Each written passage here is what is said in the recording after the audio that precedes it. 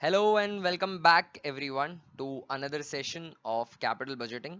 और इस particular class में हम एक और क्वेश्चन सॉल्व करने वाले हैं आपके ही मॉड्यूल का इलस्ट्रेशन नंबर 8।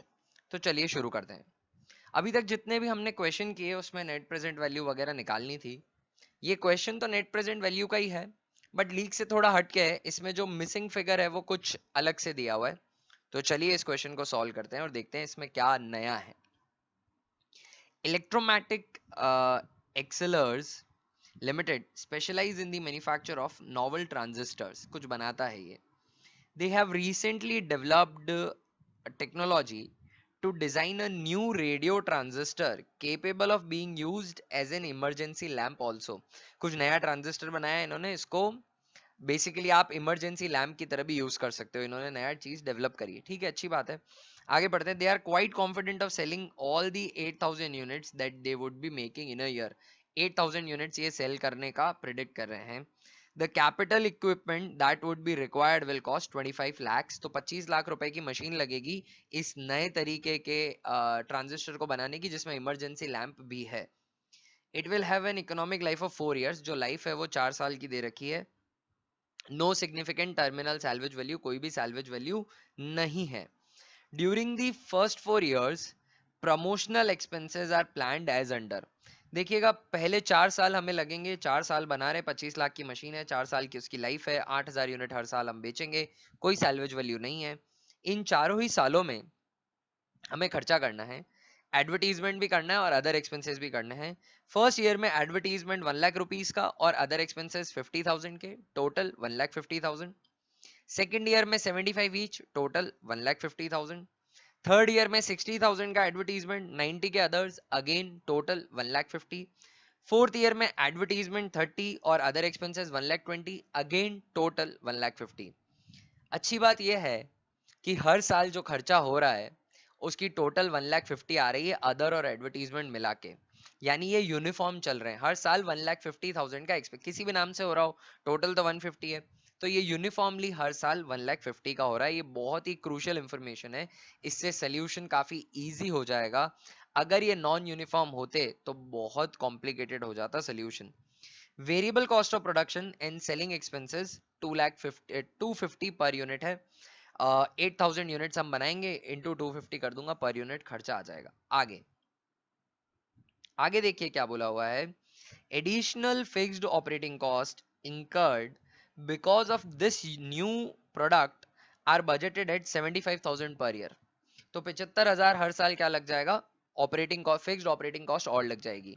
तो हमें कैश फ्लो निकालते वक्त इसे भी सब्ट्रैक्ट कर देना है। The companies profits goal call for a discounted rate of return of 15% after taxes on investment on new products। तो जो डिस्काउंटिंग रेट है वो हमारी 15% की है। The income tax rate on an average works out to 40%। Tax rate जो है वो 40% की क्वेश्चन में दे रखा था अभी तक डेटा, उसी को मैं इंटरप्रेट कर रहा हूँ। You can assume that straight line method of depreciation will be used for tax and reporting। SLM method का डिप्रिसिएशन लगाना है, 25 लाख को 4 साल में बांटना है हमें, वेरी सिंपल, कोई सैल्वेज वैल्यू नहीं है, तो ये तो निकल जाएगा हमारा डिप्रिसिएशन आसानी से। क्वेश्चन क्या है, work out an initial selling price per unit of the product that may be fixed for obtaining the desired rate of return on investment. Selling price हमें क्वेश्चन में नहीं दे रखी, वही मांगा है। सो क्वेश्चन में एक्चुअली पूछा क्या गया, ये नहीं कह रहा कि एनपीवी निकालो, ये कह रहा है कि एनपीवी तो जीरो आनी चाहिए 15% की रेट पर। मुझे एग्जैक्ट 15% रेट अर्न करनी है। आप यूं समझ लीजिए 15% इस प्रोजेक्ट की आईआरआर बनानी है। कैसे बनाएंगे, आप ऐसी सेलिंग प्राइस रखिए कि ये सारे कैश फ्लोज जो उस सेलिंग प्राइस से बनकर निकले तो 15% पर एनपीवी जीरो आए। आप ऐसी सेलिंग प्राइस अज्यूम करिए, मतलब 15% पे एनपीवी जीरो आ रही होगी, ये पक्की बात हो गई। और मुझे ऐसी सेलिंग प्राइस चाहिए जिसको 15% से डिस्काउंट करूं तो एनपीवी जीरो आए। तो क्वेश्चन में हमें चाहिए क्या, what do we need, we need a selling price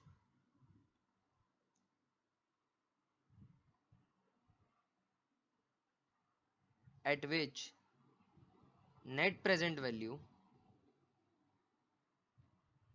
discounted at the rate 15% of cost of capital, we need a selling price at which NPV discounted at the rate 15% of cost of capital is 0. Question समझ में आया या नहीं आया? 15% की मुझे rate earn करनी है, तो मैं एग्जैक्ट 15% कब अर्न करूंगा? जब 15% पे डिस्काउंटिंग करते वक्त एनपीवी 0 आए। अब 15% पे एनपीवी 0 लानी है, ये बात तो समझ में आ गई, पर किस सेलिंग प्राइस पे वो आएगी ये हमें नहीं बता रखा। तो सेलिंग प्राइस हम एक्स अज्यूम कर लेते हैं। Let selling price be rupees x. Now at the rate 15%, if NPV equals 0, therefore present value of cash inflows would be equal to present value of cash outflows. Yes or no? But of course they would be, क्योंकि आप यूं समझिए 15% IRR है भाई, तो इस पे NPV 0 है, यानी present value of cash inflows present value of cash outflow बराबर होगी। अब हमें प्रेजेंट वैल्यू निकालनी है कैश इनफ्लोज और आउटफ्लोज की, बट इनफ्लो हमारे एक्स की टर्म्स में निकलेंगे, फिर उन दोनों को मैं इक्वेट कर दूंगा, मतलब मैं ये equation present value of cash inflow और आउटफ्लो को इक्वेट करूंगा और उससे मैं एक्स फाइंड आउट करूंगा। ठीक है, चलिए पहले कैश फ्लोज बनाते हैं। Computation of annual cash flows, computation of annual cash flows. Annual cash flows निकालने के लिए क्या करना है? सबसे पहले मुझे लेनी है सेल्स। सेल्स क्वेश्चन ने कहा है कि हम 8000 यूनिट्स बेच देंगे, और कितने में बेचेंगे? x रुपीस पर यूनिट में बेचेंगे। तो सेल्स हो गई 8000x minus variable cost. Variable cost 8000 units और variable cost price per unit दे रखी है। Variable cost of production and selling expenses ये यहां दे रखी है, वो है 250 पर यूनिट की। तो मेरे को सीधा इंटू 250 करना है बस इसको।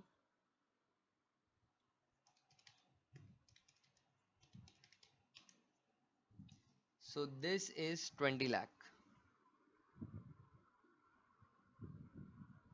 ये सब्ट्रैक्ट हो जाएगा। इसके बाद कुछ कंट्रीब्यूशन आएगा, but I am not writing it, complicate होगा। Less fix cost. Fix cost के अंदर हर साल एडवर्टीजमेंट का खर्चा है और अदर एक्सपेंसेस है, बट वो कुल मिला के हर ईयर में 150 हो रहे हैं, तो मैं उसको एनुअल एक्सपेंस मान सकता हूँ और मैं एक्चुअली एक ईयर का कैश फ्लो निकाल के यूनिफॉर्म कैश फ्लोज की तरह इसको सॉल्व कर सकता हूँ। जस्ट बिकॉज जो एडवर्टीजमेंट एंड अदर एक्सपेंसेस है वो कुल मिला के 150 हो गए। अगर वो अलग अलग हो रहे होते तो मुझे हर साल का कैश फ्लो निकालना पड़ता और वो एक्स की टर्म्स में आता, फिर उसकी प्रेजेंट वैल्यू उसको पीवी फैक्टर से मल्टीप्लाई करके सिंप्लीफाई करके फिर इक्वेशन में प्लेस करना पड़ता। बहुत कॉम्प्लिकेटेड क्वेश्चन हो जाता। But thanks to the framer of the question कि उसने हमें फिक्स एक्सपेंसेस जो हैं वो 1,50,000 के यूनिफॉर्म दे दिए और काफ़ी काम आसान हो गया। अब इसमें से लेस करना है डेप्रीसिएशन, वो मैं सब्ट्रैक्ट कर देता हूँ अभी। और कोई एनुअल खर्चा, वेरिएबल कॉस्ट कर दी मैंने, एडवर्टीजमेंट एंड अदर एक्सपेंसेस ले लिए, बस डेप्रीसिएशन बचा है। डेप्रीसिएशन हम कैलकुलेट कर लेते हैं एसएलएम बेसिस पर। Depreciation is equal to historical cost minus salvage value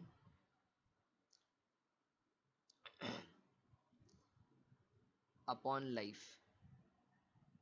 historical cost है यहाँ पर हमारा जो मशीन लग रहा है वो 25 लाख रुपए का है, 25 lakh minus salvage value 0 upon life 4 साल है, तो 6,25,000 का डिप्रीसिएशन आ जाएगा। ये भी मैं सब्ट्रैक्ट कर देता हूँ डिप्रीसिएशन। ठीक है, इसके बाद आ जाएगा, इन सब के सब्ट्रैक्शन के बाद आ जाएगा प्रॉफिट बिफोर टैक्स, उसमें से मैं लेस कर दूंगा टैक्स, तो आ जाएगा प्रॉफिट आफ्टर टैक्स। करेक्ट बोल रहा हूँ क्या? और क्वेश्चन के अंदर इनकम टैक्स रेट एवरेज दे रखी है 40% की और डिस्काउंटिंग करनी है हमें 15% पे। चलिए इसे सॉल्व कर लेते हैं।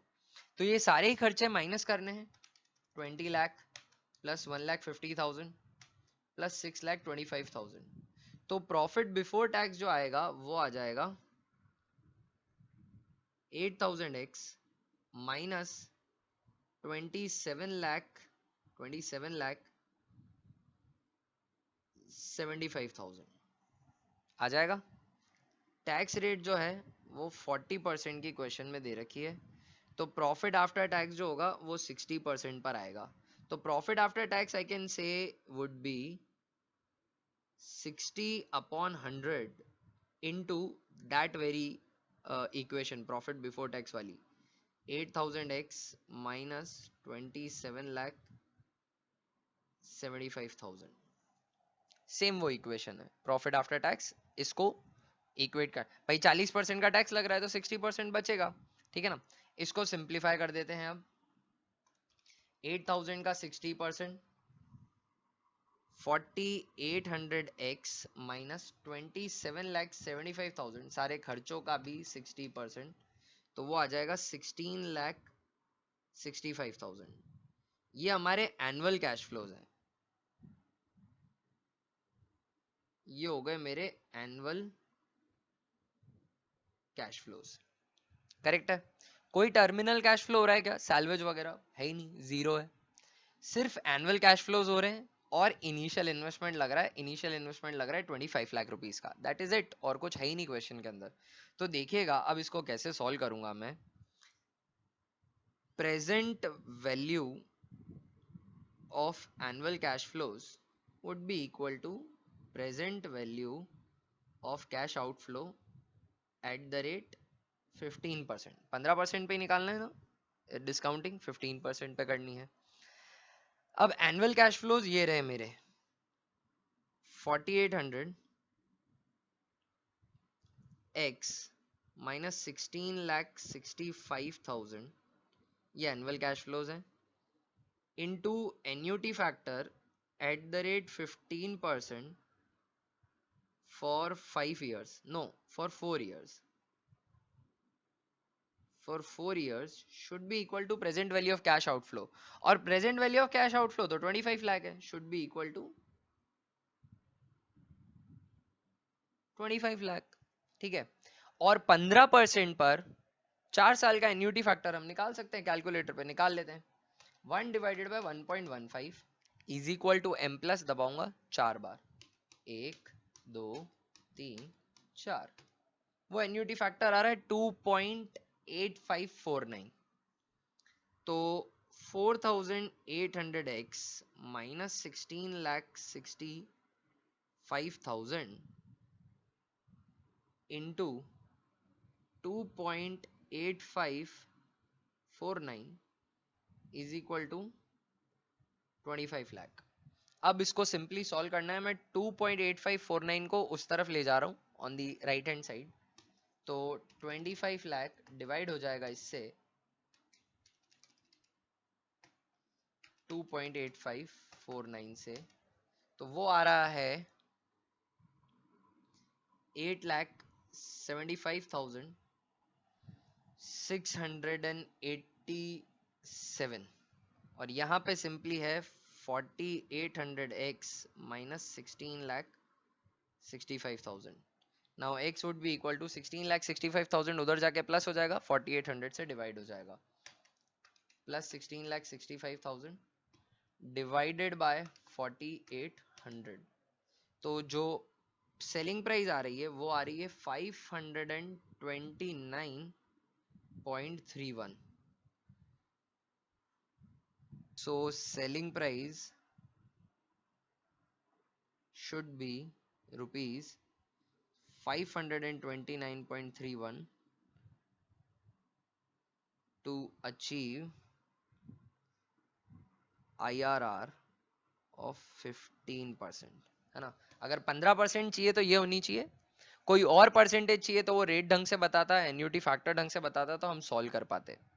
सो ये क्वेश्चन हमने सॉल्व किया, मॉड्यूल के अंदर एन्युटी फैक्टर गलत दे रखा था, हमने करेक्ट एन्युटी फैक्टर देखकर इसे सॉल्व किया, तो मॉड्यूल से आंसर मैच नहीं करेगा। ये क्वेश्चन हमने सॉल्व किया इलस्ट्रेशन नंबर 8, आई होप आपको समझ में आया हो। अब मैं एक और इलस्ट्रेशन सॉल्व करवाना चाहता हूं, दैट इज इलस्ट्रेशन नंबर 5। तो चलिए इसे सॉल्व करते हैं। इसके अंदर इनकम टैक्स का एक बहुत ही अच्छा एडजस्टमेंट आएगा, तो उसे भी एड्रेस करेंगे हम। इलस्ट्रेशन नंबर 5, क्वेश्चन सुनिएगा। A chemical company is considering replacing an existing machine with one costing 65,000। Existing machine है हमारे पास, हम उसे रिप्लेस करना चाहते हैं, उसकी जगह एक नई मशीन लगाना चाहते हैं जिसकी कॉस्ट होगी 65,000। ठीक है, बात समझ में आ गई। The existing machine was originally purchase 2 years ago for 28,000। इस मशीन को 2 साल पहले खरीदा था हमने, इंपॉर्टेंट है ये, 2 साल पहले खरीदा था 28,000 में, and is being depreciated by straight line method. ये भी काफी इंपॉर्टेंट है, इसको अभी तक हम डेप्रिशिएट करते आ रहे हैं स्ट्रेट लाइन मेथड पर। 2 साल पहले खरीदा था, 28,000 में खरीदा था, और अभी तक इसको एसएलएम बेसिस से डिप्रिशिएट करते आ रहे हैं, और इसकी लाइफ जो है वो 7 year लाइफ है। एक चीज मैं अभी सॉल्व करना चाहता हूं। मशीन जो परचेज करी थी हमने वो 28,000 की करी थी, ठीक है। पास्ट 2 years से उस पर डिप्रिसिएशन लग रहा होगा, और उसकी अभी कोई बुक वैल्यू बची होगी, करेक्ट है ना। एसएलएम बेसिस से डिप्रिसिएशन लग रहा है, तो depreciation eight the rate SLM basis, formula होता है historical cost minus salvage value upon life, यही होता है क्या। हिस्टोरिकल कॉस्ट है उसकी 28,000। सैल्वेज वैल्यू के बारे में कुछ कहा है या नहीं कहा है अभी पढ़ता हूँ। लाइफ 7 years है, आगे पढ़ता हूँ। It can be sold for 30,000 with no residual, with no removal cost.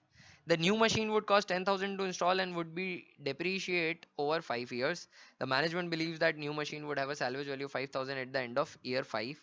The management does, पुरानी मशीन की जो है हमें कोई भी सैल्वेज वैल्यू नहीं दी है, यानी पुरानी मशीन की सैल्वेज वैल्यू नील हो जाएगी, करेक्ट है। तो अब 28,000 की मशीन है और उस पे डेप्रीसिएशन पर ईयर चार्ज हो रहा होगा 4,000 रुपीज का, करेक्ट है। तो पास्ट 2 years पे उस पे डेप्रीसिएशन लगा होगा 4,000 इंटू 2, 8,000 रुपीज का। 8,000 रुपीज का डेप्रीसिएशन लगा होगा तो उसकी आज की वैल्यू होगी, बुक वैल्यू होगी 20,000 रुपीज की। Okay, understood till now, very well. 28,000 की मशीन थी, जब खरीदा था तब उसकी लाइफ थी 7 साल, कोई सैल्वेज वैल्यू नहीं थी। 28,000 डिवाइडेड बाय 7, 4,000 हर साल का डेप्रीसिएशन, 2 साल से यूज करते हुए आ रहे हैं, तो 4,000 इंटू 2, 8,000 का अब तक डेप्रीसिएशन चार्ज हुआ होगा। 8,000 का डिप्रीसिएशन अब तक चार्ज हुआ होगा 28,000 की वैल्यू पे, तो आज की वैल्यू होगी उसकी 20,000 रुपए। ये हमने अभी कैलकुलेट किया क्योंकि हमें जरूरत पड़ेगी इसके आगे, है ना, इसलिए मैंने कैलकुलेट कर लिया। मैंने क्वेश्चन पढ़ा भी नहीं आगे, और इस स्टेज पर ये झंझट हटा दी। It can be currently sold for 30,000 with no removal cost. ये जो मशीन है ना, ये अभी बेची जा सकती है, और कितने में, 30,000 रुपीज में, अपनी हिस्टोरिकल परचेस कॉस्ट से भी ज्यादा वैल्यू पर। और अभी तक ये डिप्रिशिएट हो रही थी स्ट्रेट लाइन मेथड पे। कोई भी मशीन अगर स्ट्रेट लाइन मेथड पे डिप्रिशिएट होती है तो उसका कैपिटल गेन टैक्स ना अलग तरीके से कैलकुलेट किया जाता है, जिसे आप आपके इनकम टैक्स में भी पढ़ेंगे। मैं उसको अभी एड्रेस करूंगा थोड़ी सी देर में, वेट करिएगा। The new machine would cost 10,000 to install. नई मशीन 65,000 की उसकी परचेज कॉस्ट पड़ रही है, उसको 10,000 इंस्टॉल करने में लगेगा। Salvage value उसकी 5,000 है। The management also estimates an increase in net working capital requirement of 10,000 as a result of expanded operations with the new machine. तो न्यू मशीन से वर्किंग कैपिटल की रिक्वायरमेंट भी 10,000 बढ़ जाएगी, ठीक बात है, और वो लाइफ के एंड में हमें इनफ्लो की तरह भी मिल जाएगा। The firm is taxed eight the rate 55% और नॉर्मल इनकम। ध्यान दीजिएगा, ध्यान दीजिएगा क्या इंफॉर्मेशन दी है। पहला क्वेश्चन है जिसमें ये इंफॉर्मेशन दी है, 55% on normal income. Normal income पे तो 55% का टैक्स लगता है, and 30% on capital gain. Capital gain की टैक्सेबिलिटी अलग से दी। अभी तक टैक्स रेट एक थी तो मैं इतनी डिटेल में कभी गया ही नहीं। अब देखना आप सिचुएशन क्या है, अब देखना आप सिचुएशन क्या है। कितना पैसा, सेलिंग वैल्यू कितनी है, सेलिंग वैल्यू 30,000 की है, ठीक है। अभी की बुक वैल्यू कितनी है, अभी की बुक वैल्यू 20,000 है। मशीन की हिस्टोरिकल कॉस्ट कितनी है? मशीन की हिस्टोरिकल कॉस्ट 28,000 है। मशीन पे टोटल गेन कितना हो रहा है?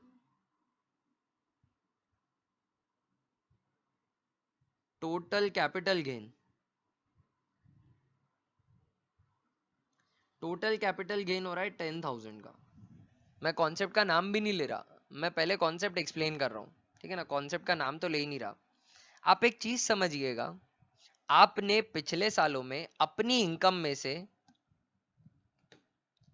आपने पिछले सालों में अपनी इनकम में से डेप्रीसिएशन के नाम का 8,000 रुपया डेप्रीशिएट किया है। 8,000 रुपए डेप्रीशिएट किया है। तो आप 28,000 की बुक वैल्यू से, 28,000 की हिस्टोरिकल कॉस्ट से 20,000 की बुक वैल्यू पे पहुंचे। यानी हर साल ये 8,000 आपकी टैक्सेबल इनकम से कम होता होगा, और उस 8,000 पे आप टैक्स बचाते होगे 55% का। 55% का टैक्स बचाते आ रहे होगे। 50% आपकी नॉर्मल इनकम पे टैक्स लगता है, तो आप उस पे वो टैक्स बचाते आ रहे होगे। ये जो एक्स्ट्रा आपको मिला है 28,000 के ऊपर 2,000 रुपए का, आपको टोटल गेन हुआ है 10,000 का कैपिटल गेन आज की तारीख में देखा जाए तो। बट उसमें से 8,000 का जो गेन है वो तो आप डेप्रीसिएशन के नाम पे ले चुके हो, पहले इनकम में से माइनस कर चुके हो, और उस पर आपने 55% टैक्स बचाया था। करेक्ट है। और ये जो एक्स्ट्रा 2,000 मिला है, ये आपकी कभी इनकम में अभी तक टैक्स हुआ नहीं। तो अब समझिएगा, आपके ये 10,000 का जो कैपिटल गेन है, ये एक साथ टैक्स नहीं होगा। ये कैपिटल गेन के दो पोर्शन हो जाएंगे। ये जो 8,000 है, ये टैक्स होगा एट द रेट 55%। ये एक्चुअली आपकी इनकम में जोड़ दिया जाएगा, इसको बिजनेस इनकम मान लिया जाएगा। अगर आपका गेन इससे कुछ कम भी होता तो भी वो बिजनेस इनकम में ही जोड़ा जाता। Only when the asset is depreciated at straight line basis. Straight line method से डेप्रिशिएट हो रही होगी एसेट, तो इस तरीके से किया जाएगा। इसकी टेक्निकल टर्म क्या होती है, सेक्शन क्या होता है, उसको मैं एड्रेस नहीं करूंगा। हम अभी कैपिटल बजटिंग पढ़ रहे हैं, इतना जानना आपके लिए काफी है, इतना जानना आपके लिए काफी है, ठीक है ना। इसको टेक्निकली क्या बोलते हैं, कौन सा चार्ज बोलते हैं, कौन सा सेक्शन लगता है, क्या क्या कंडीशंस होती है जब जब ये लगता है, ये सब आप इनकम टैक्स में पढ़ेंगे। अभी मैंने आपको लॉजिक भी समझा दिया। इसके पीछे का लॉजिक ये था कि भैया जिस इनकम को तुम डेप्रीसिएशन का नाम देकर प्रॉफिट में से कम करते आ रहे हो, और उस पर तुम 55% का टैक्स बचाते आ रहे हो, अब उस पर हम सिर्फ कैपिटल गेन की रेट से क्यों टैक्स लगाएं, 30% का ही टैक्स क्यों लगाएं। अब ये जो 2,000 है, ये जो एक्स्ट्रा 2,000 है जो तुम्हें हिस्टोरिकल कॉस्ट के भी ऊपर मिला, उस पे तुमने कभी 55% का टैक्स नहीं बचाया। तो इस पर तुम जो है एट द रेट कितना टैक्स दे दोगे, कैपिटल गेन की रेट से दे दोगे 30% का। तो अब इन दोनों से हमारा निकलेगा capital gain tax.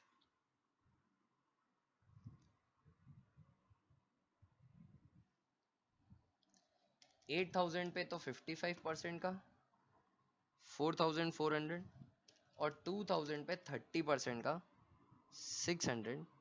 Total capital gain tax लगेगा आप पे 5,000 का। बस यही एक चीज थी इस क्वेश्चन की, जिसके लिए ये क्वेश्चन पूरा करवाया मैंने। बाकी सब नॉर्मल है क्वेश्चन का, वो नॉर्मली मक्खन की तरह हो जाएगा, बाकी सब सामने समझ में भी आ रहा है, ठीक है ना। चलिए अब इस क्वेश्चन को सॉल्व करते हैं, देखते हैं कि क्या एनपीवी निकलती है इसकी, ठीक है ना। आगे बढ़ते हैं। The company's expected after tax profits for next 5 years with existing machine and with new machine are given as follows। तो एक्सपेक्टेड दे रखे हैं, मैं इंक्रीमेंटल निकाल लूंगा इनसे, और इंक्रीमेंटल से नेट कैश फ्लोज कैलकुलेट कर लूंगा। ये आफ्टर टैक्स प्रॉफिट्स दे रखे हैं, टैक्स कटा हुआ है इनमें से, तो इनमें सिर्फ डेप्रीसिएशन ऐड करना है, वो भी इंक्रीमेंटल डेप्रीसिएशन ले लूंगा मैं। Incremental depreciation, incremental cash flow ले लूंगा, इंक्रीमेंटल डेप्रीसिएशन ऐड कर दूंगा, प्रेजेंट वैल्यू निकाल दूंगा, इनिशियल इन्वेस्टमेंट का एडजस्टमेंट देख लूंगा, कैपिटल गेन टैक्स का एडजस्टमेंट कर दूंगा, एनपीवी निकाल दूंगा। सबसे पहले चलिए हम एक काम करते हैं, एनुअल कैश फ्लोज कैलकुलेट कर लेते हैं। इंक्रीमेंटल यहीं लिख लें क्या, फिर उसको उधर से कॉपी करके ले जाएंगे। इंक्रीमेंटल एनुअल कैश फ्लोज, तो पहले साल का तो 16,000 हो रहा है, दूसरे साल में कुछ हो ही नहीं रहा, तीसरे साल में 20,000 हो रहा है, चौथे साल में 30,000 का इंक्रीमेंटल कैश फ्लो हो रहा है और लास्ट ईयर में सिर्फ 10,000 का हो रहा है। ठीक है, चलिए नीचे चल के इसे लिख लेते हैं। Computation of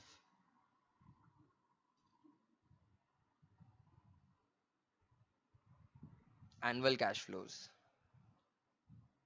year 1, 2, 3, 4 and 5। Incremental cash flows year 1 में 16,000, ईयर 2 में नील लिख दो क्योंकि कोई इंक्रीमेंटल है ही नहीं, दोनों के सेम है 150 एंड 150। आफ्टर टैक्स प्रॉफिट्स दे रखे हैं ये। फिर 20,000 ईयर 4 में 30 एंड 10 एंड 10,000। इसमें मैं कैश फ्लो आफ्टर टैक्स है, इसमें मैं ऐड कर दूंगा डेप्रीसिएशन।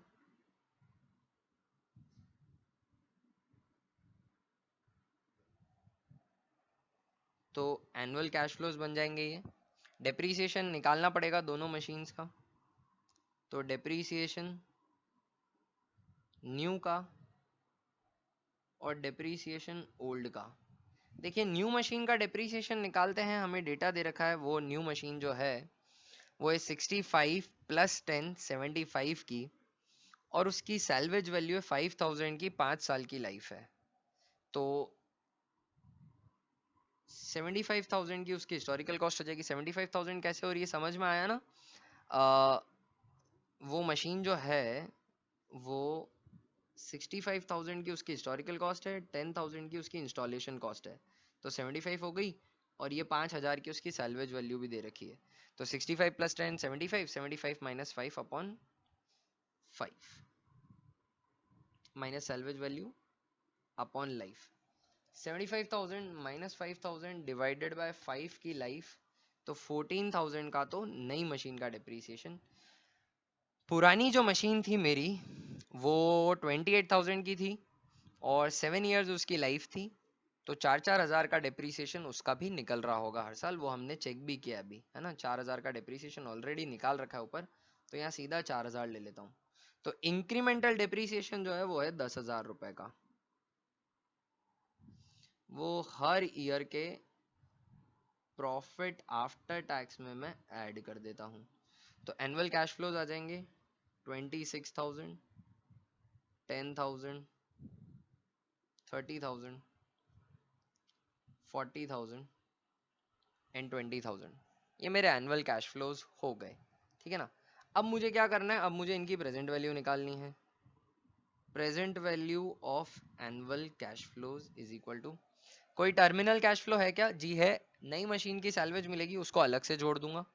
पहले इनकी प्रेजेंट वैल्यू निकाल लेता हूँ। प्रेजेंट वैल्यू मुझे किस रेट से निकालनी है? नीचे दिखा हुआ है कॉस्ट ऑफ कैपिटल 15% की है, तो 15% से इन एनुअल कैश फ्लोज की प्रेजेंट वैल्यू निकाल लेता हूँ। 26,000 divided by 1.15 is equal to M plus 10,000, दो बार इक्वल टू एम प्लस 30,000, तीन बार इक्वल टू एम प्लस 40,000, चार बार equal to 1 2 3 and 4 M plus 20,000, पांच बार equal to 1 2 3 4 5 M plus. Memory recall, present value of annual cash inflows is 82,709। तो present value of annual cash flows आ गई 82,709। अब मुझे कंप्यूट करनी है present value of annual cash outflows. Annual cash outflows क्या? Present value of cash outflows. अच्छा, cash inflows के अंदर एक चीज और ऐड हो जाएगी, प्रेजेंट वैल्यू ऑफ सैल्वेज, और एक चीज ऐड हो जाएगी present value of working capital, जो लास्ट ईयर में इनफ्लो होगा, है ना, उसको मैं इधर कंसिडर कर रहा हूँ। आप वर्किंग कैपिटल का एडजस्टमेंट इनिशियल इन्वेस्टमेंट भी कर सकते हैं नॉन एनुअल मानकर, वो भी सही होगा। अभी तक हम वैसे ही करते थे नॉन एनुअल कैश फ्लो मानकर, बट यहाँ पे नॉन एनुअल सिर्फ ये दो ही हैं लास्ट में हो रहे, और दोनों इनफ्लो हैं, इसलिए मैं कैश इनफ्लोज के साथ इन्हें ऐड कर रहा हूँ। तो वर्किंग कैपिटल और सैल्वेज दोनों की एक साथ प्रेजेंट वैल्यू निकाल देता हूँ। करना क्या पड़ेगा, amount into present value factor at the rate 15% fifth year का, ठीक है ना। तो सैल्वेज वैल्यू मिल रही है, नई मशीन की सैल्वेज वैल्यू मिल रही है 5000 की, प्लस जो वर्किंग कैपिटल रिक्वायर्ड है वो क्वेश्चन में दे रखा था, वर्किंग कैपिटल रिक्वायरमेंट 10,000 की है, तो प्लस 10,000 का वर्किंग कैपिटल हो जाएगा, तो 15,000 इंटू पीवी फैक्टर करना है 15% पर फिफ्थ ईयर का, है ना। उसको हम कैलकुलेट कर लेते हैं। तो 15,000 डिवाइडेड बाय 1.15 5 बार इक्वल टू 1 2 3 4 5, तो वो आ जाएगा 7,458, 7,458 रुपीज का, ये और आ गया हमारा। इसकी टोटल कर लूंगा 82,709 present value of annual cash inflows plus terminal cash inflows 7,458, तो टोटल कैश इनफ्लोज आ रहे हैं मेरे 90,167 के। अब मुझे present value of cash outflows करनी है, उसके अंदर आ जाएगा कॉस्ट ऑफ न्यू मशीन, नई मशीन लग रही है 65 प्लस 10 75,000 की, minus sales proceed of old machine, पुरानी मशीन जो हमारी बिक रही है वो बिक रही है 30,000 पे, कैपिटल गेन भी लग रहा है इस पे, ऐड हो जाएगा कैपिटल गेन टैक्स जो हमने ऊपर कैलकुलेट किया था 8,000 पे 55%, और जो एक्स्ट्रा हमारा था 2,000 उस पे लगा था 30%, तो कुल मिला के वो हो रहा था हमारा 5,000 का। 75,000 की तो नई मशीन की कॉस्ट हो गई, 30,000 पुरानी मशीन को बेचने से आ गया, 5,000 का कैपिटल गेन टैक्स हो गया, और ऐड वर्किंग कैपिटल जो इनिशियली लगेगी, वो भी इनिशियल इन्वेस्टमेंट है, वर्किंग कैपिटल लग रहा है हमारा 10,000 रुपए का, ऐड कर दीजिए इसमें 10,000 रुपीज, तो 75 प्लस 580 प्लस 10 90, 90 माइनस 30 60,000 हो गया हमारा cash outflow, present value of cash outflow. इसको ऊपर यहाँ सबट्रैक्ट कर देता हूं मैं, ये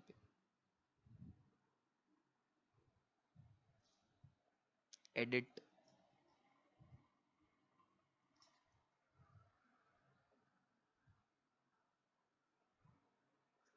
रीस्टार्ट, तो 60,000 का present value of cash outflow आ गया, इसको ऊपर सबट्रैक्ट कर देता हूं इधर, 60,000, तो नेट प्रेजेंट वैल्यू आ जाएगी 30,167 की, तो नेट प्रेजेंट वैल्यू पॉजिटिव है, तो आपको जो ये रिप्लेसमेंट का डिसीजन है ये कर लेना चाहिए, रिप्लेस कर लेना चाहिए हमारी तरफ से, भैया रिप्लेस कर दो बस। तो हमने ये क्वेश्चन किया, इस क्वेश्चन के अंदर रिप्लेसमेंट डिसीजन लिया। एक दो क्वेश्चन और बचे हैं कैपिटल बजटिंग के, मैं आपको प्रैक्टिस करने के लिए भी क्वेश्चंस दूंगा, फिर ये चैप्टर वाइंड अप होने के पास आ चुका है।